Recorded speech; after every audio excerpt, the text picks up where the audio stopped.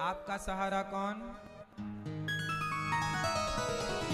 संसार में बहुत सहारे हैं, पर भगवान का सहारा ही सबसे उत्तम सहारा है। द्रौपदी ने सबको अपना सहारा समझा, मेरा अर्जुन सहारा, मेरा भीम सहारा। लेकिन क्या ये सहारा काम आया? बोलो मेरी मां। आप कितना भी जगत का सहारा लो, कितने भी सहारे रहो जगत के, एक बात बताएं, यदि भगवान का सहारा है तो सब आपको सहारा देंगे, तो भगवान का आपको सहारा नहीं है तो आपको कौन सहारा देगा? एक चौपाई यहां पर आप समझ लो, जा पर कृपा राम की होई। बोलो, जा पर कृपा ता पर कृपा करें सब कोई। क्या अर्थ निकला इसका? मैया जा पर कृपा राम की होई, ता पर कृपा करें सब। क्या मतलब हुआ इसका? क्या मतलब हुआ भैया, आप बताओ। जा पर कृपा राम की होई, ता पर कृपा करें सब कोई, इसका अर्थ क्या है? हाँ, इसका मतलब है कि जगत आपकी तरफ तब देखेगा जब आपकी दृष्टि भगवान की ओर होगी, और भगवान की ओर से आप नजरें हटा लोगे। आप लोग गलती क्या करते हैं? संसार के पीछे भागते हैं। संसार के पीछे भागोगे तो आपको एक उदाहरण देके के मैं समझाता हूं, सुनो और शांत रहो। मैया सुनो, मेरी मां सुनो। अच्छा ये बताओ, सुबह सुबह सुबह सुबह आप पूरब दिशा की तरफ दौड़ेंगे तो आपकी परछाई कहां होगी? आपके आगे या आपके पीछे? ओ मोबाइल वाले भैया, आज ही आए हो तो सुन लो।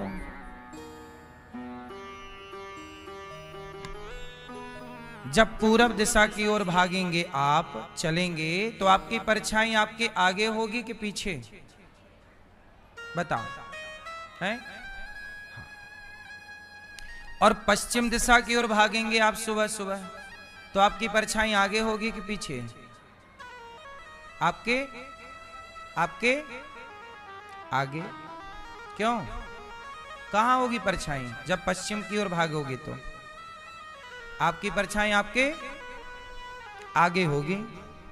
तो अब जरा ध्यान से सुनना, सूर्य भगवान को पीठ दिखाकर, जब आप सूर्य भगवान की ओर पीठ करके खड़े हो जाएंगे तो आपकी परछाई आपसे आगे खड़ी हो जाएगी, और जब आप सूर्य भगवान की ओर मुंह दिखा के खड़े हो जाएंगे तो आपकी परछाई आपके। क्या मैसेज मिला इससे? मैसेज ये मिला कि जब भगवान को आप पीठ दिखाते हैं तो आपके आगे संसार का सुख होता है, और जितना आप सुख की ओर भागोगे, परछाई की ओर जितना भागोगे, वो परछाई आपसे उतनी दूर चलती जाएगी।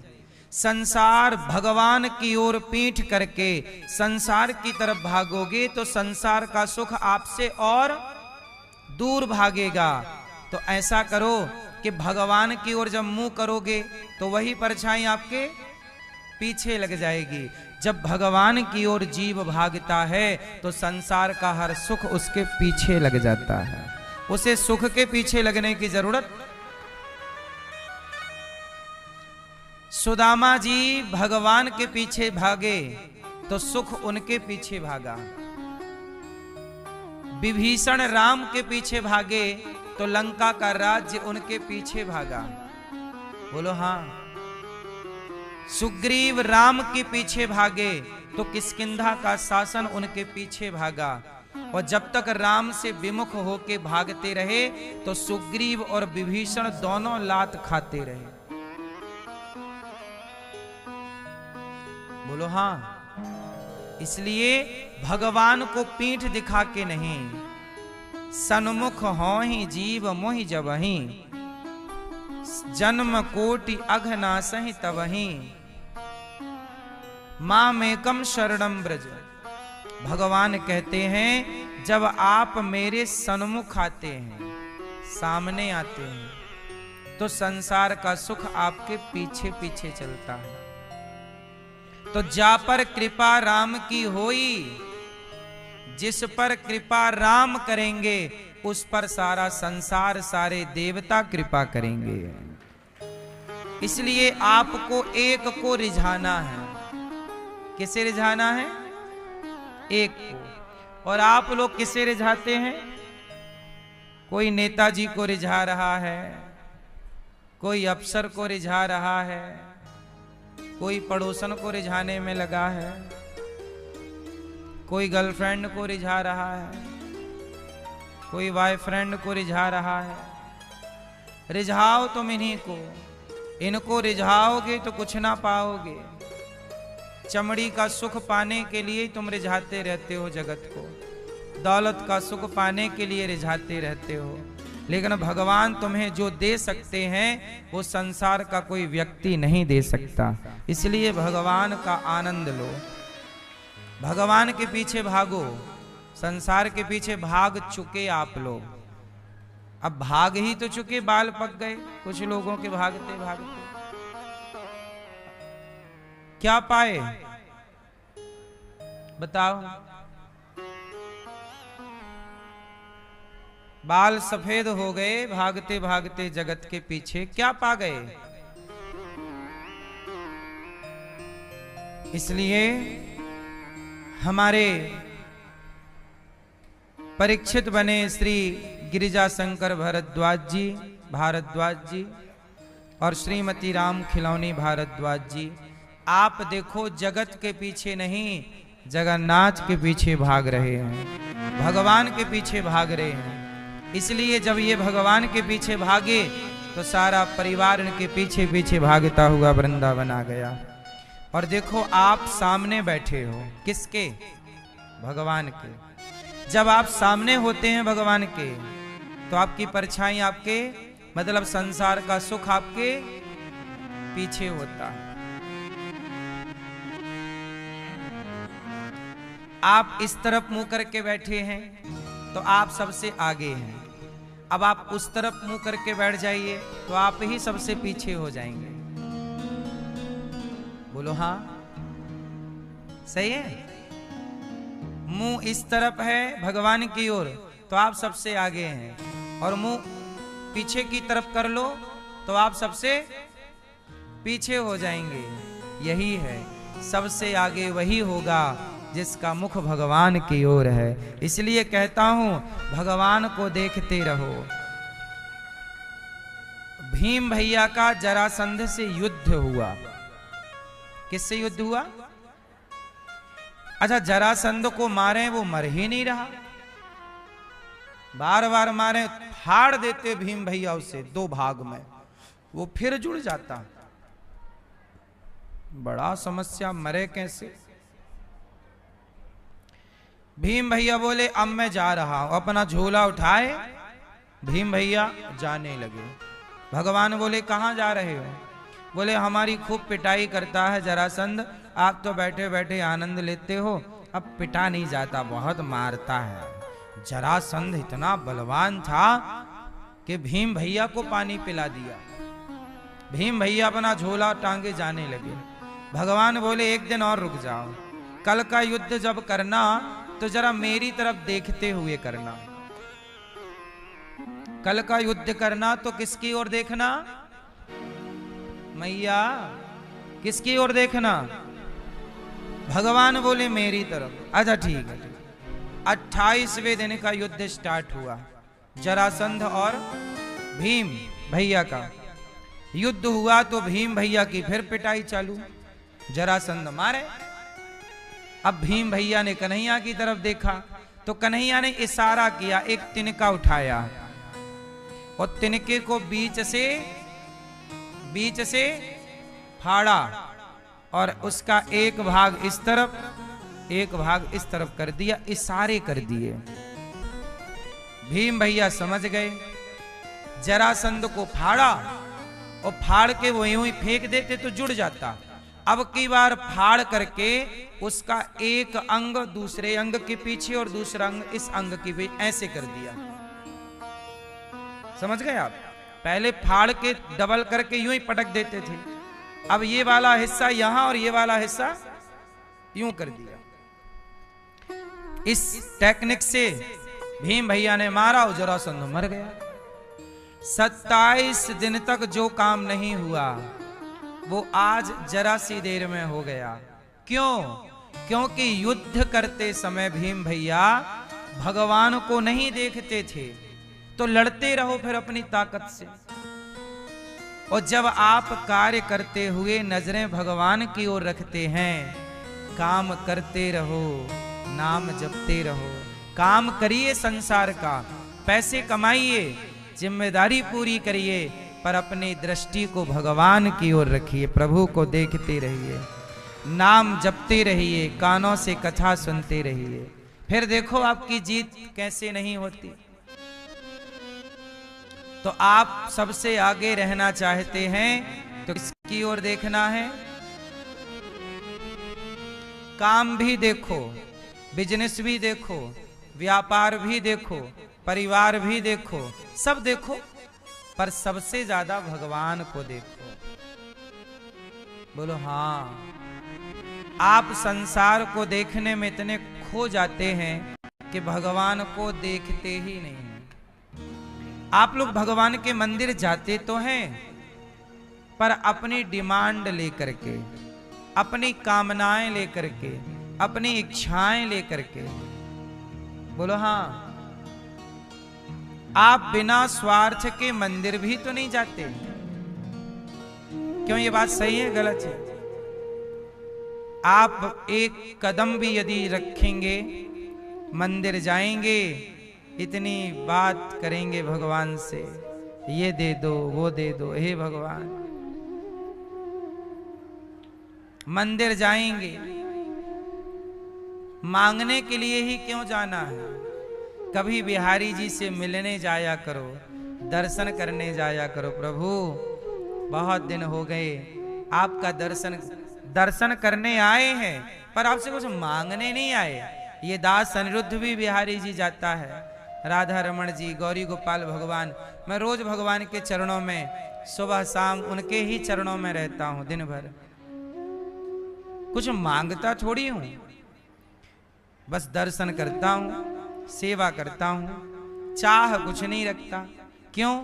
क्योंकि भरोसा मुझे पूरा है कि मैं क्या चाहूं, बिना मांगे ही भगवान ने बहुत कुछ दिया है। आप भरोसा तो करिए, सुदामा जी ने मांगा नहीं था, बिना मांगे ही सुदामा जी को भगवान ने इतना दे दिया कि वो मांगते तो इतना मांग भी ना पाते जितना बिना मांगे दिया। सही है कि गलत है? क्यों भैया? सांची के लवरी हैं? इसलिए भगवान को एक ऐसे भक्त की जरूरत है। आप भी भगवान से पूछो, प्रभु कैसे हैं, कब से खड़े हैं? दर्शन करो, केवल दर्शन करो। उस दर्शन के, उस मिलन में कोई स्वार्थ की गंध ना हो। मांगे से मरना भला, मत मांगो कोई भीख, बिन मांगे मोती मिले, यह सतगुरु की सीख। भगवान से भी क्या मांगो, और कोई मांगे भगवान से तो गलत नहीं है। एक बात बताओ, इसे उदाहरण से समझते हैं। एक बाप के दो बेटे हैं। एक बेटा बोला, पिताजी आप सारी दौलत हमें दे दो और आप हरिद्वार चले जाओ। एक बेटा बोला, बाप से सारा धन हमारे नाम करो और आप जाओ अपना हरिद्वार। और दूसरा बेटा बोला, पिताजी आप मेरे पास आइए, मुझे आपकी सेवा करनी है। मैं आपसे नहीं चाहता कुछ भी दौलत, आप आइए, आपका पुत्र हूं, पिता की सेवा करना मेरा धर्म है, मैं अपने धर्म का पालन करना चाहता हूं, मुझे आपसे दौलत नहीं, आप चाहिए। एक बेटा पिता से चाहता है, एक बेटा पिता को चाहता है। आप बताइए कौन सा उत्तम है? पिता से चाहता है, पिता को चाहता है, कौन अच्छा है? जोर से मैया, कौन अच्छा? पिता से चाहता है, बोलो। पिता से चाहने वाला महान नहीं होगा, पिता से चाहने वाला स्वार्थी है, और पिता को चाहने वाला धर्मात्मा है। ऐसे ही भक्त दो तरह के होते हैं, एक भगवान से चाहते हैं, एक भगवान को चाहते हैं। एक भगवान से चाहते हैं और एक भगवान को चाहते हैं। आप कौन से वाले हो? भगवान से चाहने वाले या भगवान को चाहने वाले? इसलिए कहता हूं, भगवान से चाहने वालों की तो भीड़ मंदिरों में है। भगवान से क्या चाहते हो? भगवान को चाहो। हाँ, चाहा है प्रभु को, चाहेंगे हरदम, मर के भी प्रभु से ये प्यार न होगा कम। चाहा है प्रभु को, चाहेंगे हरदम, मर के भी तुमको ना भूलेंगे कभी हम। तेरी याद में रहते हैं, तेरा नाम भी जपते हैं। तेरी याद में रहते हैं, तेरा नाम भी जपते हैं। चाहा है प्रभु को, चाहेंगे हरदम, मर के भी तुमसे मेरा प्रेम न होगा कम। भगवान से प्रेम करो। क्या करो? कैसा प्रेम? जिस प्रेम में कोई स्वार्थ ना हो। क्या ना हो? स्वार्थ का प्रेम तो सब करते हैं, हर प्रेम के पीछे एक स्वार्थ है। आप देख लो, आप किसी भी प्रेम को देखिएगा, उस प्रेम के पीछे क्या होगा? स्वार्थ। पर मीरा ने प्रेम किया। चांदी की दीवार को तोड़ा, मीरा ने घर छोड़ दिया। एक धनवान की बेटी ने गिरधर से नाता जोड़ लिया। चांदी की दीवार को तोड़ा, मीरा ने घर छोड़ दिया। एक धनवान की बेटी ने गिरधर से नाता जोड़ दिया। मीराबाई का प्रेम है, क्या स्वार्थ है कि हमें बेटा दे दो, दौलत दे दो, ये दे दो, वो दे दो? बोलो। मीरा का प्रेम निस्वार्थ, इसलिए निश्चल प्रेम अमर है। क्या मीरा का प्रेम मर गया? बोलो, जब तक धरती रहेगी तब तक मीरा का प्रेम जीवित रहेगा और मीरा जीवित रहेगी। प्रेम यदि निश्चल है तो मरता नहीं है। वह प्रेम मरता है जिस प्रेम में स्वार्थ होता है। भरत जी का प्रेम क्या मर गया? राम और भरत का प्रेम बोलो मर गया? क्यों नहीं मरा? क्योंकि भरत ने अयोध्या का सिंहासन छोड़ा। चाहते तो राजा बन जाते, मां ने तो बोल रखा था, और सिंहासन खाली भी था, कोई दिक्कत नहीं थी। पर राम से प्रेम था। और कैसा प्रेम? राम जी और भरत जी के प्रेम में कोई स्वार्थ था? मैया शोर ना करो मेरी मां। क्या राम के और भरत जी के प्रेम में स्वार्थ है? कैसा है? निस्वार्थ। इसलिए वो प्रेम आज भी अमर है। भरत और राम का, हाँ, राम भक्त ले चला रे राम की निशानी। जब आप रामायण देखोगे, पढ़ोगे, जब राम और भरत के मिलाप को पढ़ोगे रामचरितमानस में, तो आप पढ़ोगे तो मैं गारंटी देता हूं कि पढ़ते समय आपकी आंखों में आंसू जरूर आएंगे। और यही राम और भरत का मिलाप आप रामानंद सागर जी की द्वारा जो रामायण बनाई गई है, जो कोरोना काल में लॉकडाउन में देखी गई, वो रामायण में जब भरत मिलाप देखोगे तो आप यदि थोड़ा भी धर्म को जानते हैं, थोड़ा भी यदि राम और भरत को जानते हैं, तो आपकी आंखों में, निष्ठुर भी होंगे आप तो आपकी आंखें गीली जरूर। ये प्रसंग सुनने पर, जब ये प्रसंग चला कि राम भक्त ले चला रे राम की निशानी, शीस पे खड़ाऊं, शीस पे खड़ाऊं और अखियों में पानी, राम भक्त ले चला रे राम की निशानी, राम भक्त ले चला रे राम की निशानी। वो प्रेम कभी ना मरेगा, कभी ना मरेगा।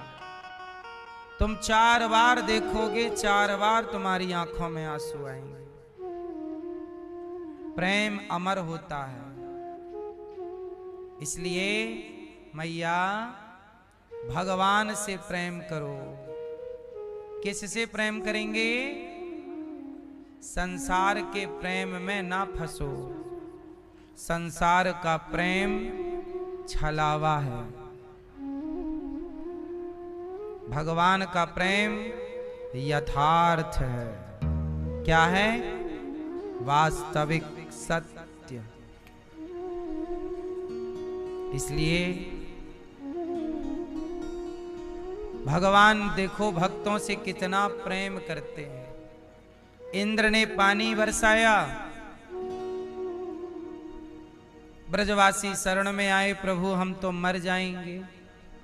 पानी बरस रहा है, तेज पानी है, घर डूब जाएंगे, हवा तूफान भी है। भगवान बोले चिंता ना करो, आओ। भक्तों पर संकट था तो भगवान ने भक्तों के संकट को मिटाने के लिए पहाड़ को उठा लेते हैं एक उंगली से, कि मुझे पहाड़ भी उठाना पड़ेगा तो मैं पहाड़ भी उठाऊंगा, पर भक्तों को दुखी नहीं रहने दूंगा। भगवान अपने भक्तों से बहुत प्यार करते हैं। मैया भगवान अपने भक्तों से कितना प्रेम करते हैं। बारिश का मौसम था, एक संत जी जा रहे थे, साधु थे, बड़े संत थे, फक्कड़ थे, भगवान का नाम जपते थे। भगवान से बहुत प्यार था, बहुत प्रेम था। जा रहे थे, बारिश का मौसम था, बारिश हो रही थी। वो बच्चों की तरह गड्ढे में उछल जाते, फिर इस गड्ढे से उस गड्ढे में छप छप छप छप छप। साधु मस्त नहा रहे थे पानी में और नाम, वाह प्रभु तेरी कृपा बरस रही है। वहां से एक प्रेमी और प्रेमिका निकले।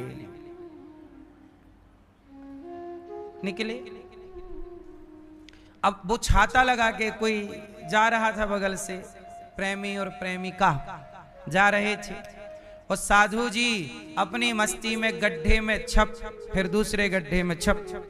तो एक गड्ढे में जब वो कूदे तो गड्ढे का गंदा पानी जाके वो लड़की प्रेमिका के कपड़ों में गिरा, तो उसके कपड़े हो गए गंदे। तो उसके प्रेमी ने आकर के बाबा जी को, साधु जी को गाल में एक जोर का तमाचा जमाया। देख के नहीं चलता, मेरी पत्नी, मेरी प्रेमिका के तूने कपड़े खराब कर दिए, एक छटाक गाल पे जमाया। साधु जी ने पलट के देखा भी नहीं, कोई बात नहीं, प्रभु तेरी मर्जी। संत व्यक्ति उसके गाल में थप्पड़ पड़ जाए तो वो किसी को दोष नहीं देता, उसे ये लगता है भगवान हमारे संग खेल रहे हैं। जैसे माँ बच्चे के संग खेलती है और जरा माँ का मूड बिगड़ जाए तो एक तमाचा जमा देती है। बच्चे को पता ही नहीं चलता कि हमने किस बात के लिए थप्पड़ खाया। क्यों? मर्जी माँ की, कब माँ का मूड बदल जाए। क्यों? बात सही है गलत है? कब एक तमाचा मार दे चटाक। संत तो संत बोले भगवान का मूड है, पढ़वा दिए, कोई बात नहीं। भक्त में और आप लोगों में यही अंतर है कि आपको जरा सा कष्ट मिल जाए तो आप परेशान हो जाते हैं, लेकिन भक्त ये सोचता है कि ईश्वर की मर्जी के बिना थोड़ी कुछ हो रहा है। आप हमें गाली भी दोगे तो वह मर्जी ईश्वर की है, इसलिए हम लोग गाली कभी रिप्लाई नहीं करते, क्योंकि जानते हैं कि यदि प्रभु ने सम्मान दिया है तो जब सम्मान दिया है ईश्वर ने और हम सम्मान पाकर खुश हैं, तो जब अपमान मिलेगा तो अपमान पाकर दुखी क्यों हो। हर परिस्थिति में सम रहना है, क्योंकि सम्मान हमारा होगा तो अपमान भी हमारा ही होगा। यदि सम्मान का मजा लिया है आपने तो अपमान का भी आपको ही लेना पड़ेगा। बोलो हाँ। लेकिन आप लोग जब सम्मान मिलता है बहुत खुश होते हैं और अपमान मिलने पर आप देखो आग बबूला हो जाते हैं। दोनों ही ईश्वर की कृपा है, दोनों ही ईश्वर की। भागवत जी में एक बार प्रसाद ककड़ी का बांटा गया, तो भक्त लोग ककड़ी का प्रसाद लेकर चले। एक भक्त को कड़वी सी ककड़ी मिल गई, तो जरा सा खाया और थू थू थू थू थू थू थू थूक दिया और ककड़ी भी फेंक दी। पीछे से दूसरा भक्त, वो भी कथा से उठा था, वो गया, उस ककड़ी को उठाया, धुला और खाने लगा। तो जिसने फेंका उसने बोला भाई साहब ये कड़वी है, क्यों खा रहे हो? तब उसने कहा कि भैया रोज भागवत जी के प्रसाद में हमें कभी हलवा मिलता था, बूंदी मिलती थी, मक्खन और मिश्री मिलती थी, तब तो आपने नहीं फेंका कि बहुत मीठा है, थू थू थू थू थू। जब मीठा प्रसाद गप कर गए तो एक दिन कड़वा मिला तो थू थू कर रहे हो। अरे मीठा भी उसका ही प्रसाद था और ये कड़वा भी उसका ही प्रसाद है। यदि 6 दिन मीठा खाए हो और एक दिन कड़वा खाना पड़े तो उसमें थू क्या है? जीवन में इतना सुख मिला, किसी समय थोड़ा विपत्ति मिल गई, दुख मिल गया, तो घबराते क्यों हो? यदि सुख उसका दिया था तो दुख भी उसी का प्रसाद है। आप लोग मीठा मीठा करते हो गप और कड़वा कड़वा थू, इसलिए आप परेशान हो। साधु जी को एक थप्पड़ मारा उस प्रेमी ने कि तूने मेरी प्रेमिका के कपड़े गंदे कर दिए। साधु जी ने कोई जवाब नहीं दिया। वाह प्रभु की माया। वो चलते गए, वो अपनी मस्ती में छप छप खेल रहे। अब इसने मार दिया। अब ये आदमी अपने घर गया अपनी प्रेमिका को लेके, और लेकर के घर गया, प्रेमिका को बिठाया, और ये घर की सीढ़ी चढ़ रहा था ऊपर जाने के लिए। सीढ़ी से इसका पांव फिसल गया, और पांव फिसला तो सर के बल नीचे गिरा और इसके सिर से खून बहने लगा। अब लो भैया, वो लड़की समझ गई कि इसने में साधु जी को मारा, लगता है संत जी ने शाप दे दिया, लगता है संत जी के कारण इसका सिर फट गया और ये तड़प रहा है, मरने की बहुत करीब पहुंच गया। अब वो लड़की तुरंत दौड़ी दौड़ी गई। उसी रास्ते पर गई तो वो साधु जी उसी रास्ते पर आगे जा रहे थे मस्ती से। लड़की गई और साधु जी के चरणों में गिर पड़ी। साधु जी के चरणों में गिरकर बोली, महाराज मेरे प्रेमी को, मेरे होने वाले पति को माफ कर दीजिए। आपको उसने एक तमाचा मारा और वो गिर गया सीढ़ी से, चोट लग गई है, मर रहा है, आप उसे माफ कर दो। मुझे पता है कि आपको थप्पड़ मारा उसी का ये दंड है उसे।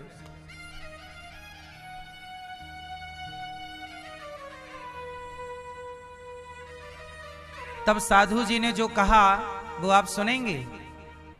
उस लड़की से साधु जी ने कहा कि देख बहन, इसमें तेरा और मेरा तो कोई दोष ही नहीं है, ये तो दो प्रेमियों का हिसाब है। तेरे कपड़े गंदे किए तो तेरे प्रेमी को बुरा लगा, मुझे थप्पड़ मारा तो मेरे प्रेमी को भी तो बुरा लगा। जब तेरे प्रेमी को बुरा लगा तो मेरे गाल में थप्पड़ मारा, और मेरे प्रेमी को बुरा लगा तो उसने भी उसके सिर पे एक थप्पड़ जड़ दिया। हिसाब। आप मुझे गाली दोगे तो मैं आपको गाली क्यों दूं? आप किसी संत को गाली देंगे तो संत आपको गाली क्यों देगा? संत तो दिन रात भगवान को याद करते हैं, उस गाली का हिसाब वो व्यक्ति नहीं देगा। आप लोग क्या करते हैं, तूने मुझे गाली दी मैं भी दूंगा। आप लोग खुद अपना अपना हिसाब कर लेते हैं, हम लोग अपना हिसाब खुद नहीं करते। जब तुझसे ना सुलझे तेरे उलझे हुए धंधे, तब भगवान के इंसाफ पे छोड़ दे ए बंदे। वही तेरी मुश्किल आसान करेगा, जो तू ना कर सका वो भगवान करेगा। सारे हिसाब किताब आप ही ना निपटा लिया करो। कोई आपको अपमानित करे, गाली दे, जरूरी नहीं है कि आप जवाब दो, छोड़ दो, ईश्वर अपने हिसाब से जवाब देते रहेंगे। हम क्यों उलझे आपसे? उलझना सही है? हम आपसे उलझेंगे तो भगवान सोचेंगे क्यों तुझे मुझ पर भरोसा नहीं था? क्या मैं जवाब नहीं देता जो तू खुद जवाब देने चला? तू मेरा चिंतन कर, तू मेरी शरण में आ, मैं हूं ना। इसलिए साधु संत कभी रिप्लाई नहीं करते। आप भी कुछ बातें सह लिया करो। भगवान के घर देर है, क्या नहीं है? भगवान के न्याय पे भरोसा है कि नहीं? हमें तो ईश्वर के ही न्याय पे भरोसा है। जो करेंगे भगवान अच्छा करेंगे। इसलिए भगवान ने भक्तों के लिए गोवर्धन उठाया, इंद्र का घमंड तोड़ा, गिरिराज जी को रखा, इंद्र चले गए। सारे ब्रजवासियों को भगवान ने बैकुंठ का दर्शन कराया। सारे ब्रजवासियों ने वृंदावन को देखकर, बैकुंठ को देखकर कहा, प्रभु वृंदावन से अच्छा कुछ नहीं है। ये वृंदावन की महिमा बैकुंठ से भी बड़ी है। हाँ, वृंदावन की महिमा प्यारे कोई ना जाने, प्रेम नगरिया मनमोहन की प्रेमी पहचाने। ब्रज गलियों में झूम झूम के, ब्रज गलियों में झूम झूम के मन की तपन बुझाऊं। ब्रज की लता पता में राधे राधे मैं राधे राधे गाऊं, मैं श्यामा श्यामा गाऊं। ये वृंदावन की महिमा बड़ी विकट, बड़ी अद्भुत है। इसलिए धन्यम वृंदावनम तेना भक्तिर नृत्यति यत्र चा। धन्य है ये वृंदावन जहां भक्ति महारानी ताता थैया करके नाचती हैं। क्या करती हैं? वृंदावन में कौन नाचता है? भक्ति। कौन नाचता है मेरी माँ? मैया। कौन नाचता है? यहाँ की धरती धरा बड़ी अद्भुत। आज भगवान ने यमुना के पुलिन तट पर खड़े होकर के सब ब्रजवासी बैकुंठ वृंदावन आए, बांसुरी बजाई। भगवान क्या बजाते हैं?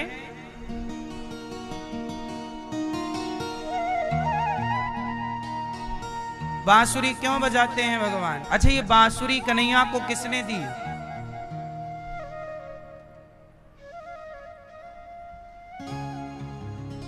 मैया। बांसुरी किसने दी भगवान को? मैया किसने दी? पीछे वाली मैया। हाँ, किसने दी? आपने नहीं दी? नहीं महाराज, मैंने नहीं दी। साफ बात। मैया, आप बताओ, भगवान को बांसुरी किसने दी? आपने नहीं दी? आप मैया? नींद हो गई पूरी? मैया भी चुपके से एक नींद ले ली मस्त। हमें भी लगा चलो काहे बोलें। एक बार तो तड़ाक से संभल गई और मैया।